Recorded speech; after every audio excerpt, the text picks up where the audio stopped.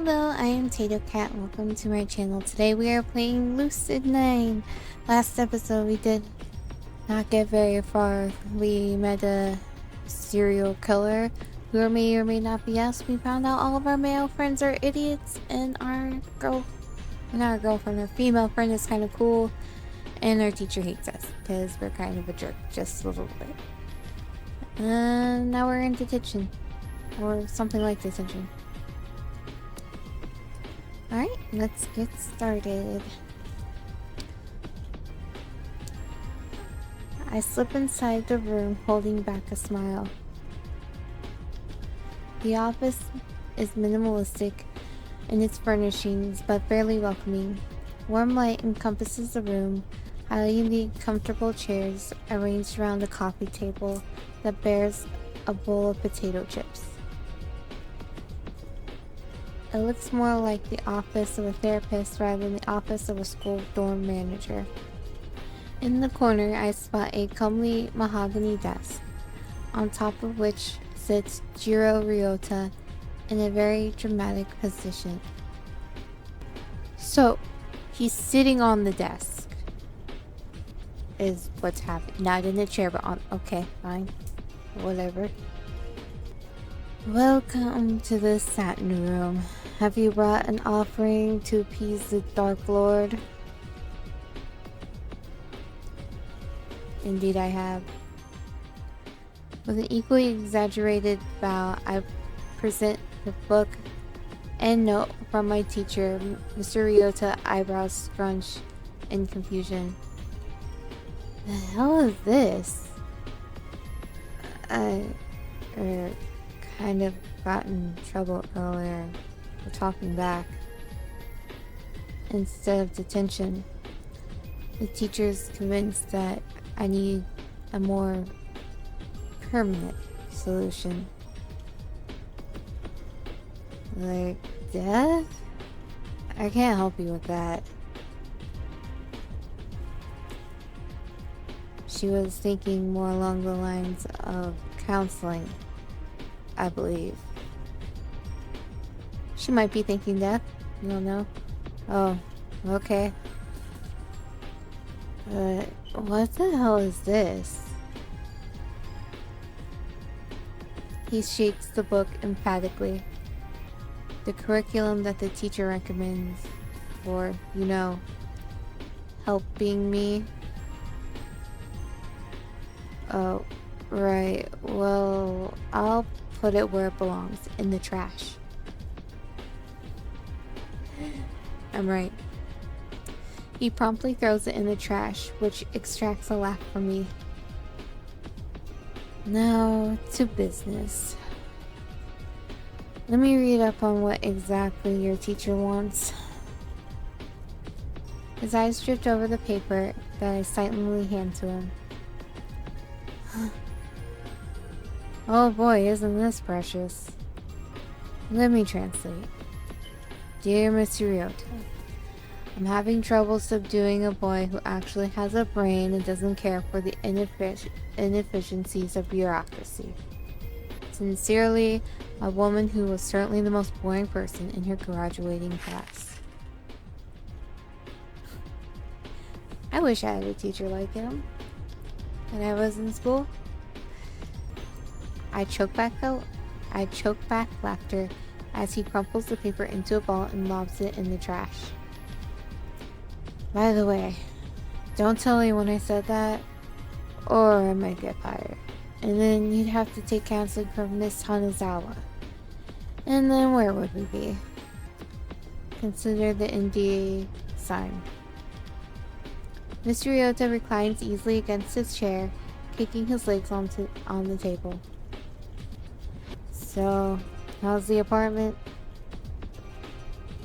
Still one piece. Mostly. Good to hear. And Phil? Phil? The houseplant? The one I placed on your shelf? Your memory sucks more than mine, kid. Oh. Right. I vaguely remember Mr. Ryota forming an odd attachment to a plant when I'd moved into my apartment, even to the point where he named him Phil. I think he died. That's a bit odd. I thought he was a fake plant. Nope. Looked fake on the outside, I guess. But all real inside. Probably had leaf shine on it. Makes plants look fake. A satisfied smile pulls at Mr. Ryota's lip, and I suddenly realize the metaphor. We're not talking about plants. Are we? Your optimism is inspiring, kid. I would have thought that your answer to be the contrary. But people look real on the outside, but they're all fake inside? Something like that. We were talking about plants. How was I supposed to know? Well, you know now. So, now that you know, is your answer the same? No. Didn't even need to think about it? It's the truth. Most people tend to be genuine on the outside, but inside, they're nothing. Mr. Ryota evaluates me for a moment, but to my surprise, there's no judging in his gaze. You must be a real party pleaser. I'll be here all week. Can't my monotone-esque voice tell you that this kid is not a party pleaser? I don't know if he really has a monotone voice, but for some reason in my head he does. What made you draw such a depressing conclusion? I can tell that his mind's on the fast track of psychoanalyst, childhood trauma, clinical depression, suicidal tendencies. Time to put that to rest, because if anything should be blamed, it should be my 100% natural disdain for humanity. Power of observation, if anything. People like to be strong, confident, independent on the outside. Peel that away. And what do you get? Their heart? Then that heart must be pretty pathetic. Did I ever say otherwise? No, I guess he didn't. Mr. Ryota eases from the topic and leans back in his chair, drawing a planner from his drawer. Well, if it were up to me, I'd say that you're just like any other surly teenager going through the first throes of seniorities. But paperwork's been signed, and you know how bureaucracy goes. I thought our government was supposed to be more efficient since the national changes. Huh. You assume the mayor actually does anything important? He scrawls something down on his tablet and taps the screen. My phone buzzes gently in my pocket. Your teacher recommended that we meet every day, but honestly, who has the time for that? We'll just play it by ear, and let me know if you get the urge to murder someone. Probably means you're due for another checkup. I checked that he sent me a copy of the spreadsheet that's taped outside his door, revealing his available times. Wow, how do you have this much free time? He doesn't have free time. He is busy playing video games. Life as a door manager is just swell, isn't it? I thought you at least had some kind of job. Oh, let you in on a secret. The kids here don't cause much trouble. Not 'cause they're angels, not 'cause they're boring, because they're too prissy. They don't want to get their manicured nails dirty with things like graffiti or booze. Why was his face all frowny? Was he disappointed in that? Isn't that a good thing?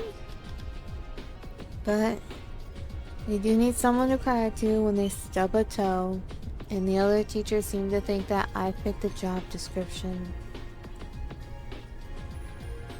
Actually, it's more likely they don't want to deal with the hormonal brats. So instead of being a helicopter parent, I get to be a benchwarmer who just nods and smiles once every few minutes. Like, with me. Well, you'll be more interesting than the rest of them. I hope. Yeah, that sounds like the academy in a nutshell. Half the people are too snobby to be fun, and the other half are too lazy to care. What do you get to hear? Whining about grades? Toxic relationships? Sometimes, but not always. At any rate, I can't exactly complain. Makes my job easy. Thank you for your massive contribution to society. You're absolutely welcome. They seem to equal yours. I snort. He chuckles. Yeah, this could have been really painful if I hadn't got Mr. Ryota. Well, as your loving and caring and awe-inspiring mentor, I can hardly keep you from the beauty that is club recruitment day. Oh no, I'm fine. Really. Off you go. Take a selfie and send it to me. Or I'll schedule an appointment tomorrow. But that you said... You need to expand your opportunities, broaden your horizons, go where no man has gone before. According to that one kid, that would be like the moon. But... And most importantly, you need to get out of my office so I can check my clan. That's just sad, Mr. Ryota. World domination calls. See ya. At least he got up and opened the door for us. Before, he had his door locked and nobody could get in. It was very nice of him. And without another word, he shoved me out and slammed the door in my face. I have no choice but to head to the school courtyard. It doesn't take much time to find Misato behind the track table armed with I Heart Track flags and I Heart Track posters and I Heart Track headbands. I get this vague feeling that he loves track. He welcomes me enthusiastically, immediately piling all admin duties on me. But, true to my word, I proceed to be completely useless throughout the recruitment process. Eventually, Misato seems to give up, handing me a simple sign to whip around. I amuse myself by coming up with truly terrible pitches. Want a six-pack? Join track. Looking for health packs? Join track. Get a knack? Join track. Okay. Raise your lack? Join track. Pick up the slack? Join track. Although the last one could work. I think. I don't know about the six-pack one though. Maybe the knack one could work? For reasons unknown, Misato seems to love this. He grins and slaps me on the back. There you go. You just need to apply yourself, see? I'm pretty sure that those glances we're getting from the underclassmen aren't looks of admiration. Despite my obvious shortcomings, Misato hooks 4 recruits into track. Honestly, I'm pretty surprised that he got that many. A lot of the attendees of the school are the richer, lazier kids. I also noticed that he seems to be a lot easier on them than he was on me. Probably because they're the richer, lazier kids. I mean, it seems our character's lazier, but he's not rich, I don't think. He might be. Seems more like the average Joe, just super smart, probably. When the club recruitment fair is done and everything's torn down, Misato and I head to the school entrance to wait for Rui and Yahiko. For reasons unknown, Misato is ecstatically chattering about my newfound enthusiasm. You killed it today, man. That's the kind of team spirit we need. Great. I might have just gotten myself into more trouble. Well, I guess I was in track for most of last year. Might as well do it again this year. To him, and then I said, geezers on a gravy stick of a mother lode. We could use a man with your skills.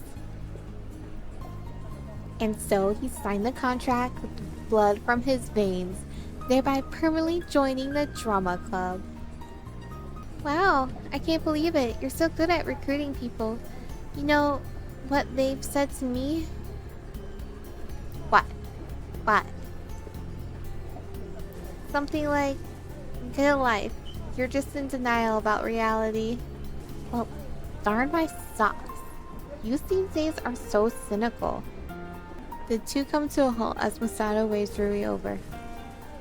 Well, looks like you guys have plans. I better leave you and Yama, you and everyone else to have some nice time together.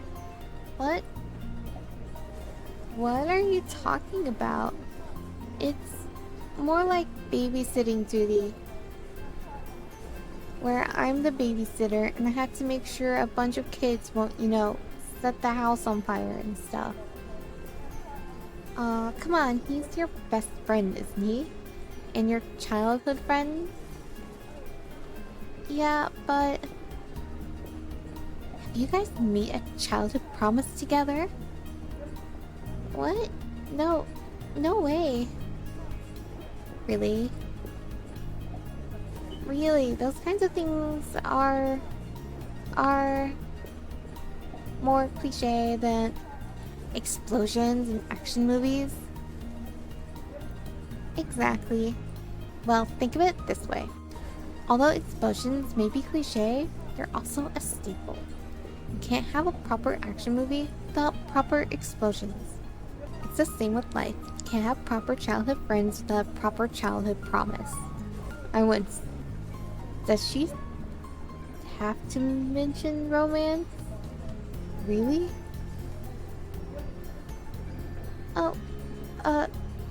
Oh, look! There they are! Guess I better get going. Have fun storming the castle. The girl cheerily skips away as Rui sprints to us for refuge. I try for a smirk. It looks like you and Akira had a productive recruitment day. Akira Karube, Rui's best friend, current roommate, and self-appointed matchmaker.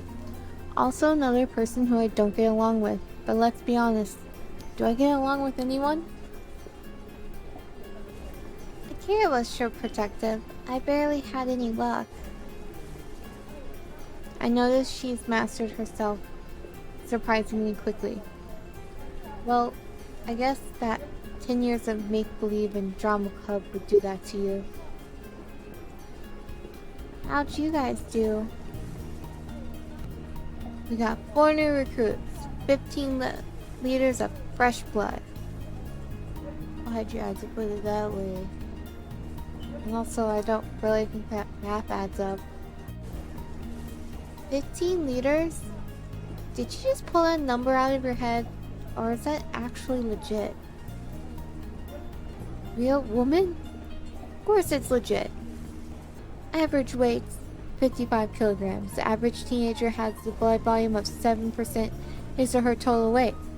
We got ourselves 4 new recruits. Rui's eyes already swimming as he raves on, seemingly unaware that curious glances from the freshman who pegged him as a rough thug. Assuming no one's anemic, we got 55 times 4 in total kilograms, which is 220. Multiply that by 0.07 for the weight to blood volume ratio. Bam, 15.4. Round it down to 15 for a nice round number, and we got ourselves 15 liters of fresh blood.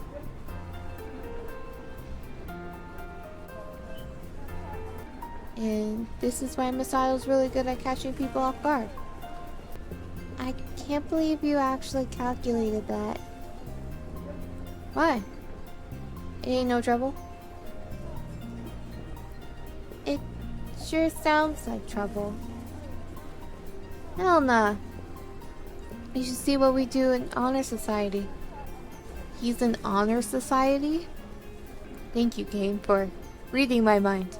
Yes, honor society. Not only does he participate in it, he's the president. Well, aren't you a complex character?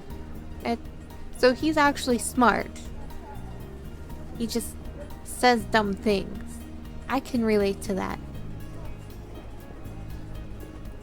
Oh, did I not mention that he's literally good at everything? Athletics, academics, heck, probably even art? Except sarcasm. That's one area I can trump him in. The only area. At least our character is good at something. He is fluent in the language of sarcasm. Oh, here comes the great Yahiko Ikari. Sure enough, a familiar shock of blonde hair pops around the corner. Yahiko's beaming, but I notice that he's not holding a single sign up page in his hand. Good day to you, my pitiful peasants.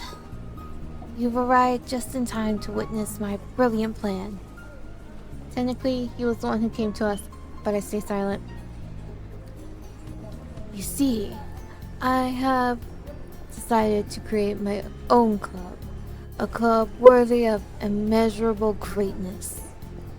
In other words, he got rejected by all the other clubs. Oh boy. You making a club? Good for you. I know. I'm going to call it Happy Club, and it'll be comprised of minions who will follow my every bidding. Oh. Happy Club? Oh. I think we just witnessed the creation of the shadiest club on campus. We'll start by taking over the school, then Isamu, then Japan, then the entire world. Well, at least he doesn't lack ambition. And once my mansion on the moon is built, we'll have the dominion over the universe itself. I don't think being on Earth's moon will give you dominion over the universe. But he does lack brains. What you guys talking about? All secret like? Nothing. We were just talking about how we haven't gone to GFC in a while. As completely unconvincing as this excuse is, she successfully turns Masato's attention to food. Is that like a pun off of KFC? GFC? I like the way you think, Rui. You better go now before the dinner rush starts. He marches off, humming cheerily as Zahiko blathers on about how amazing his new club will be. Great cover. I know. Totally inconspicuous.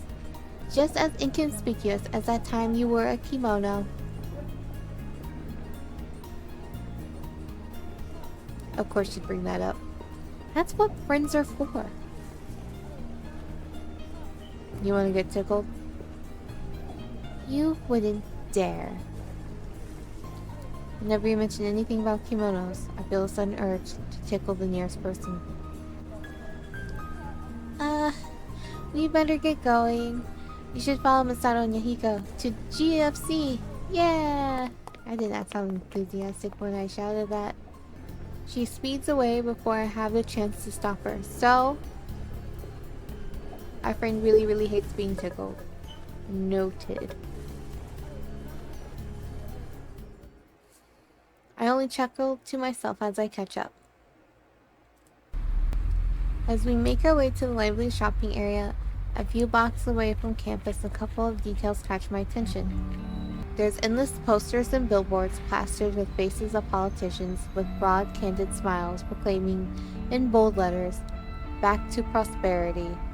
The recession is over," and "Do more with more," upon scrolling tablets and giant projected screens.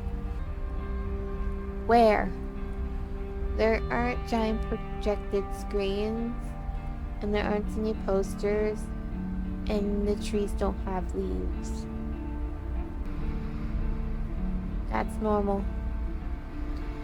There's the smoker and his buddy, the random drunkard, the group of tourists clutching electronic pamphlets titled, "Welcome to the glorious metropolis of Isamu," while taking pictures in front of every possible location.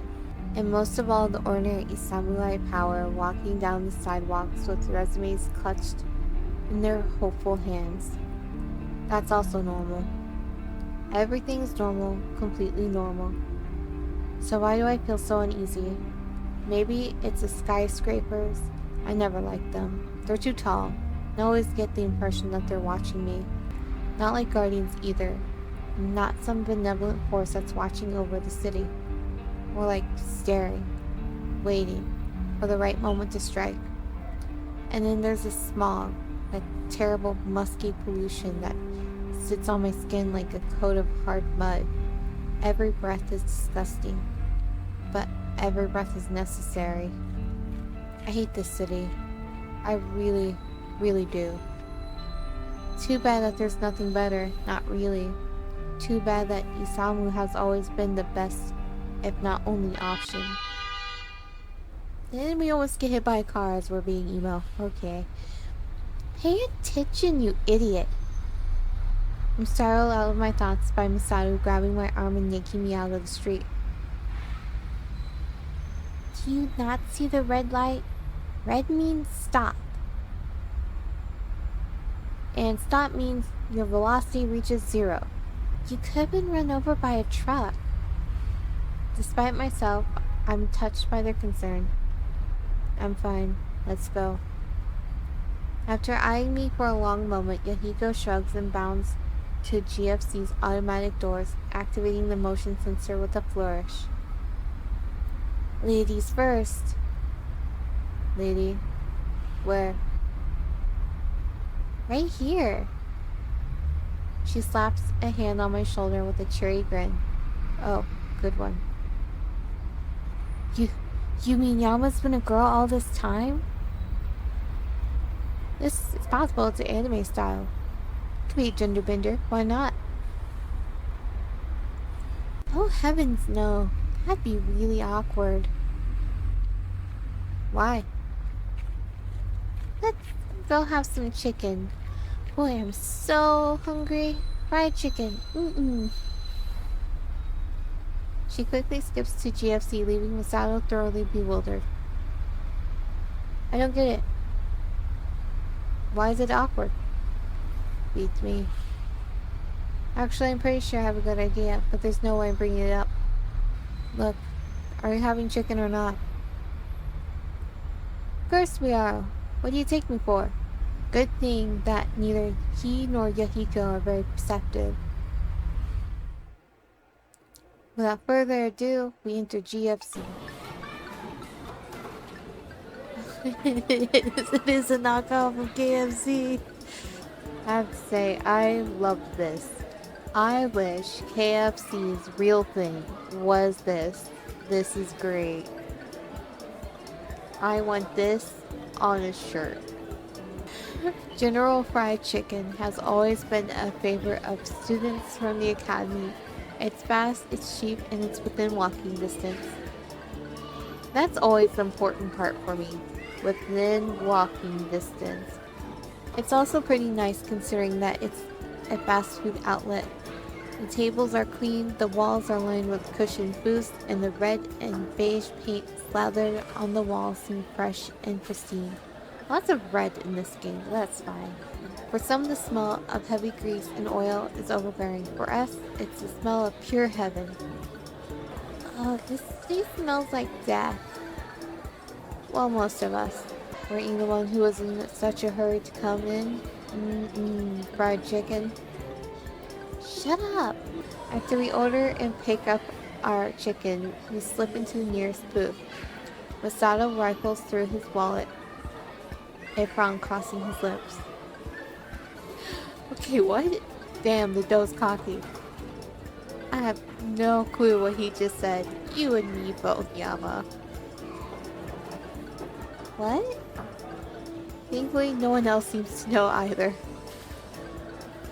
Masato was slightly startled as if he hadn't noticed that we were there. Nothing. So, how's class? That's pretty suspicious. But we all decided to let it pass. We're nice like that. Maybe he means he thought he had more money than he actually had. I think that's what he meant. Pretty good, but I don't know anyone in my class. What? Are they giving you a hard time? What? Nothing like that. It's just, you know, you guys are a year older and Akira's in a different class this year. Nah. I'm sure you'll make truckloads of friends. Yeah. You're almost as charming as me. Don't insult her, Yahiko. Thanks, guys. Despite the cheery exchange, I noticed that there's a shadow to Rui's eyes. She definitely should have a lot of friends. She's likable, warm, fun, and talented, but for reasons unknown, she chooses to spend most of her time with me, a useless cynic, and Akira, an optimistic a few screws loose. I've always wanted to ask why, but a small part of me is afraid that the moment I bring it up, she'll realize it and leave. No, I need to do this. It's the least I can do. Why don't you hang out with your classmates? The words come out a lot harsher than I intended, but Rui doesn't even seem to be offended. Her expression darkens, but it's one of anger, not hurt. I don't want to hang around people like them. Why not? They're a bunch of fakes. All they do is judge me or others in the class, even one another. They're not outright mean, but I don't like it when people talk behind my back. And they pick on the shy girl in our class for no reason. It's stupid. You really hate them, don't you? Not really, but we don't get along. She picks idly at her chicken. The air feels somber and heavy. Hey, you know what we need? A competition. Now's not the time to be bringing up competitions, Masato. Actually, that's a good idea. Wait, what? She's never said that before. Apparently because Masato's never come up with any good ideas. That was a sick burn. I'll have to sit this one out, or it won't even be a contest. So, you and me, Yama. No thanks. You don't even know what it is. Fine, what is it?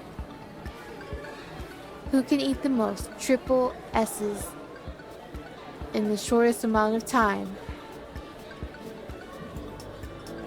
No thanks. Hey, the triple S hot wings is GFC's most infamous menu item, an order of blindingly spicy wings. Can I get like a scale here, like from jalapeno to ghost pepper or something, so I can... What's the real spice level here? I don't particularly feel like disabling my mouth forever. Thanks. Rui wants to watch. I glance at Rui. The prospect of watching a competition does seem appealing to her. Probably because she can make fun of the stupidity of it all. Well, if it'll cheer up Rui. Gosh, I need serious help. Fine.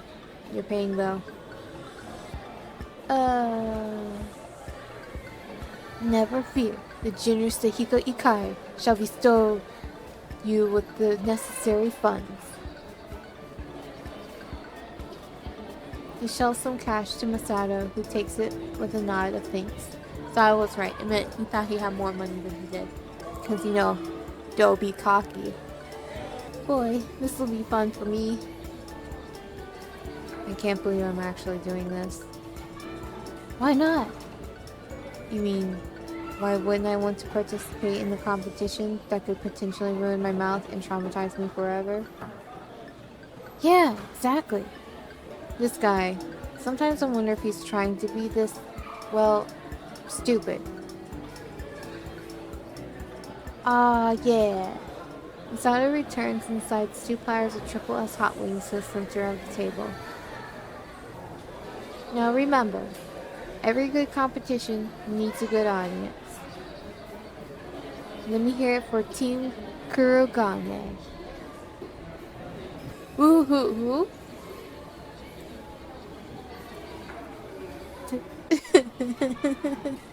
So I'm guessing this dude doesn't even know his friend's name. Hey, Rui, why ain't you cheering? Huh? I'm, in character as an audience member who's cheering for Yama. Pshaw. You and your drama club. Fine. Give it up for Team Ishimoto. I am not yelling that loud. Yeah! That's about as good as we're getting. I don't really cheer. The most I do is like maybe that Paula Abdul clap. If any of you have seen Old School American Idol where she kind of claps with her hands above her head. Everyone in the restaurant drops into silence and stares at us. I elbow her in the ribs, feeling a flush creep on my cheeks. Stop that. What? I'm in character. Sure you are. Okay, whatever. Let's get going. We lean forward, hands just a hair away from the tray as Rui looks on with an expectant smile. 3, 2, 1, go! Well, in this episode here, we'll see who wins the GFC chicken wing eating competition. I'll see you next time. If you'd like, comment, subscribe. I'm tatocat. Have a wonderful evening, morning, afternoon.